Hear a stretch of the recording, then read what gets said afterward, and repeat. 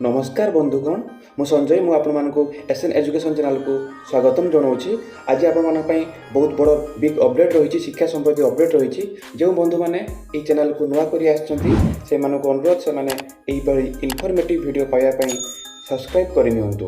चलो देखा कौन अपडेट रही बहुत बड़ बिग अपडेट देखो तृतीय श्रेणी गरीब मेधावृत्ति और पंचम श्रेणी गरीब मेधावृत्ति चिठी आसी पहुंच जाए। यार लास्ट डेट रही 10 तारिख रही मे 10 रही 2025 मे 10 तारिख देखो रही आउ समस्त प्रधान शिक्षक को चिठी आसिक पहुंच जाए। देखो चलो देखा कौन सब चिठी रही। Office of the block education officer Nilgiri देखो चिठी नंबर रही 1270 डेट रही 28/4/2025 to the headmaster of all government and government aided government recognised schools under Nilgiri block subject submission of students information for primary upper primary merit com poverty scholarship 2024-25। तो देखो प्राथमिक school एवं उच्च प्राथमिक विद्यालय जो रही मेधावृत्ति योजना से मेधावृत्ति चिठी आसी पहुंच जाइए। समस्त शिक्षक प्रधान शिक्षक मानक चिठी होती डाटा सबमिट करने सीआरसीसी मान सीआरसीसी मैंने बीओ ऑफिस रे डाटा को दाखल करेंगे। तेणु क्यों छात्र छात्री मैंने यही परीक्षा एलिजिबल हेबे सेमानकर सविशेष तथ्य चलते आम आलोचना करवा क्यों मैंने एलिजिबल क्यों मैंने एलिजिबल नुहे। चलते बर्तमान देखा कौन रही चिठी रे।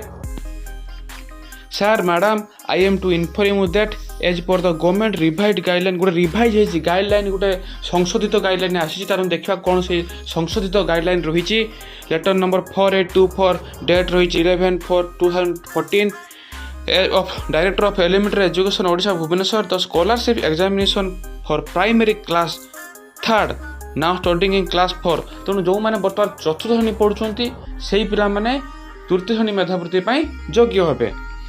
The scholarship examination for primary class 3rd now studying in class 4 and upper primary class V now studying in class VI is conducted in the month of July every year। तेणु आपण मैंने जानी रखु जो पिला माने वर्तमान षष्ठ श्रेणी अच्छा से मैंने उच्च प्राथमिक पढ़ुंट से मैंने पंचम श्रेणी मेधावृत्ति आवेदन करेंगे।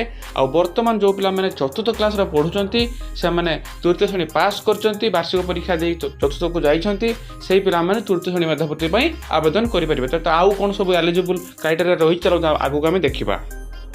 तो ये परीक्षा जुलाई मासरे ये एग्जामिनेशनटा करा जाए। Hence, you are requested to submit students indent separately for class 3rd and class B as per the following format on or before 10/5/2025 through consent CRCC of the cluster। तेणु CRCC माध्यम हेडमास्टर मैंने यही format को fill up करी BO को पठाइवाई B office दाखल करने निर्देश कराई। तेणु कौन रही देखो सीरियल नंबर रही क्लस्टर नेम रही नेम ऑफ द स्कूल रही government aided government recognised name of the students रही मेल और फीमेल रही नेम ऑफ द पेरेंट्स रही क्लास रही डेट ऑफ बर्थ रही कास्ट रही रोल स्ट्रेंथ रही केते नंबर रोल नंबर प्लार रही एचएफ मोबाइल नंबर रही आउ रिमार्क्स रही फिलअप कर हेडमास्टर मैंने सीआरसीसी मान पाखे दाखल करेंगे। Classes having roll strength up to 42 students जो विद्यालय तृतीय श्रेणी सपोज 40 जन पिला रही से विद्यालय 2 जन पिला ना प्रधान शिक्षक दे पारे। पुणी जदि 40 रु अधिक होता है सपोज 60 पिला थे से 3 जन पिला दे पारे। पुणी जदि से गोटे क्लास रे 80 पिला थे पुणी से मैंने से प्रधान शिक्षक आउ एकोटी अधिक पिला दे पारे आउ गोटे पिला अधिका से दे पारे। तेणु देखो प्रत्येक 20 पिला प्रत्येक 20 छात्र छात्री मान गोटे पिला ना रेकमेंड करेंगे। तेणु 40 2टी 60 3टी 80 4टी एमतीका भाव में प्रधान शिक्षक मैंने ना चूज कर एप्लाई करेंगे। All private schools will be enclosed COR copy with self attested by principal headmaster. Private school माने COR कॉपी देबे विथ सेल्फ अटेस्टेड देबे प्रिंसिपल माने सेल्फ अटेस्टेड करिक से माने दे पारिबे। बर्तमान देखा कौन सब एलिजिबल क्राइटेरिया रही। Director of elementary education Odisha देखंतु 4824 रही 11/4/2014 कौन रही चिट्ठी देखो revised guideline on primary class 3rd and upper primary class scholarship schemes। I am to enclose here with the revised guideline of primary and upper primary scholarship schemes approved by School and Mass Education Department Odisha for implementation from the current academic session Please ensure that the enclosed guidelines are widely circulated among the students, parents and concerned. कौन रही guideline देखा चलतु ये देखा revised guideline on primary school and upper primary class B.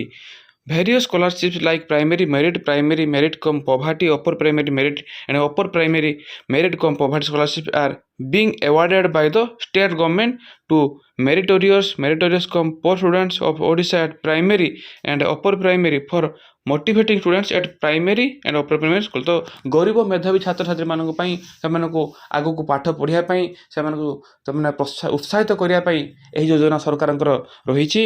It is observed that scholarship schemes need to be streamlined for the effective conduct of examination and disbursement of stipend. Accordingly, the revised guidelines approved by the government in school and mass education department for the above 4 scholarships is as follows. These guidelines will come into effect in the current year. तेणु 4टा guideline रही देखिए कौन कौन सब guideline रही.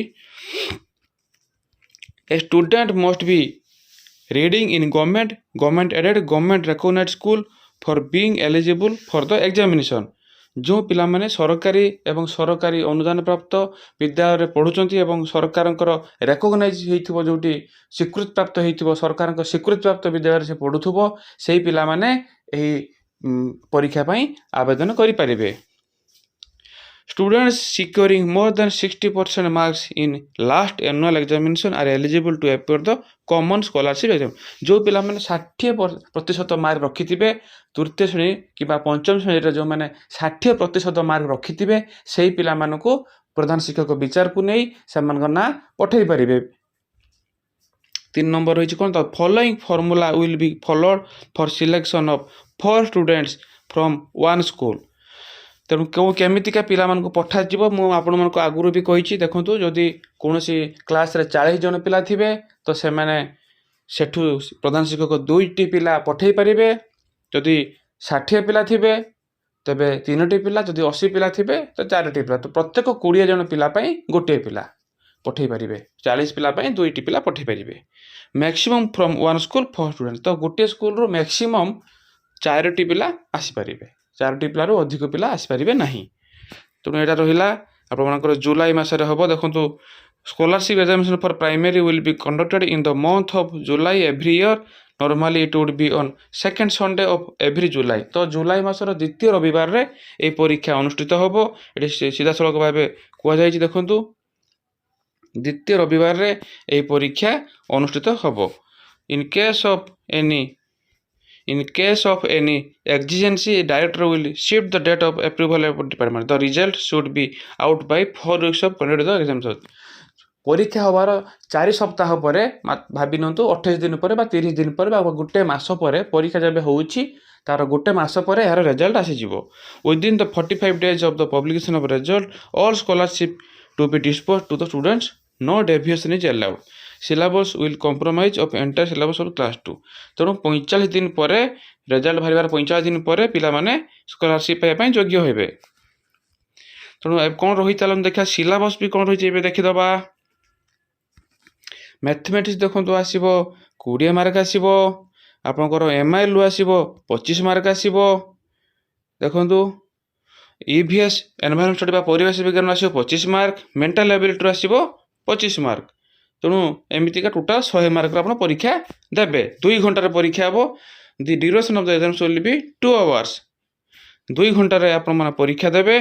देखु यह थिला बिग अपडेट गोटे थिला.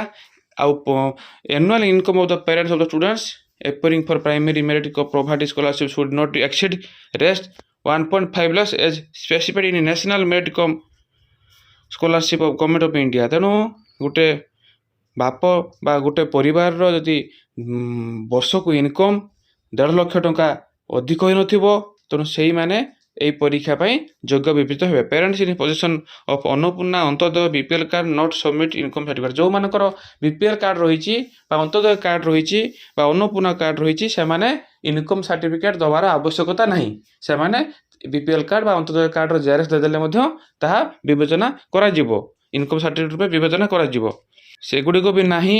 After the student is selected for primary merit scholarship the parent will have to submit the income certificate in the prescribed format within 2 months failing which the claim for the ଯଦି ଗୋଟେ ଛାତ୍ର selection ହେଉଛି ଏବଂ ସେ ତାଙ୍କର ପରିବାର ତରଫରୁ କୌଣସି ଇନକମ୍ ସାର୍ଟିଫିକେଟ୍ ଦିଆ ହେଉନାହିଁ, 2 ମାସ ସମୟ ମିଳିବ।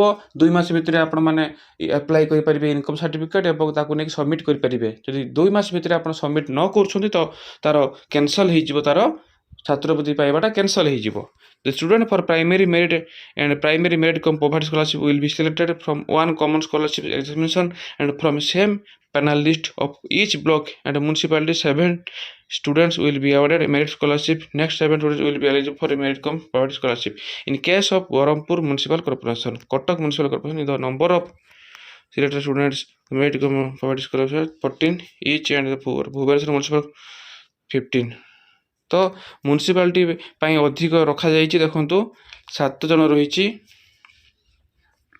କେଉଁଠି 7 ରହୁଛି ତ କେଉଁଠି 14 ରହୁଛି ତ କେଉଁଠି 15 ରହୁଛି। The rate of scholarship race is race 50 per month for primary। 50 ଟଙ୍କା ରହୁଛି, ମାସକୁ ଆପଣ 50 ଟଙ୍କା ଲେଖା ପାଇବେ। The scholarship amount will be disburse to the account of the students through transfer. Primary ପାଇଁ ରହିଛି 50 ଟଙ୍କା। ଦେଖନ୍ତୁ ଅପର ପ୍ରାଇମେରୀ ପାଇଁ ରହିଛି 100 ଟଙ୍କା, ପ୍ରାଇମେରୀ ପାଇଁ ରହିଛି 50 ଟଙ୍କା ଆଉ ଅପର ପ୍ରାଇମେରୀ ପାଇଁ ରହୁଛି 100 ଟଙ୍କା। ଆପଣଙ୍କର ମାସକୁ ଯେଉଁ ପାଇବେ ଆପଣ ସ୍କଲାରସିପ୍ ପାଇବେ 100 ଟଙ୍କା ପାଇବେ। ଆଜି ପାଇଁ ନ୍ୟୁଜ୍ ଅପଡେଟ୍ ଏତିକିରେ ସମାପ୍ତ ହେଉଛି। ଆପଣମାନଙ୍କୁ ନ୍ୟୁଜ୍ ଅପଡେଟ୍ କେମିତି ଲାଗିଲା ନିଶ୍ଚିତ କମେଣ୍ଟ ମାଧ୍ୟମରେ ଜଣାଇବେ। ଆଉ ଯେଉଁ ବନ୍ଧୁମାନେ ଏହି ଚ୍ୟାନେଲକୁ ନୂଆ କରି ଆସିଛନ୍ତି ସେମାନଙ୍କୁ ଅନୁରୋଧ ସେମାନେ ସବସ୍କ୍ରାଇବ୍ କରିଦିଅନ୍ତୁ, କାରଣ ଏହି ଚ୍ୟାନେଲ ମାଧ୍ୟମରେ ଯେଉଁ ଇନଫର୍ମେଟିଭ୍ ଭିଡ଼ିଓ ଆସିବ ଆପଣମାନେ ସର୍ବପ୍ରଥମେ ପାଇପାରିବେ। ତେଣୁ ଆଜି ପାଇଁ ମୁଁ ରହୁଛି ସଞ୍ଜୟ। ଭଗବାନ ସମସ୍ତଙ୍କର ମଙ୍ଗଳ କରନ୍ତୁ। ଜୟ ଜଗନ୍ନାଥ, ବନ୍ଦେ ଉତ୍କଳ ଜନନୀ।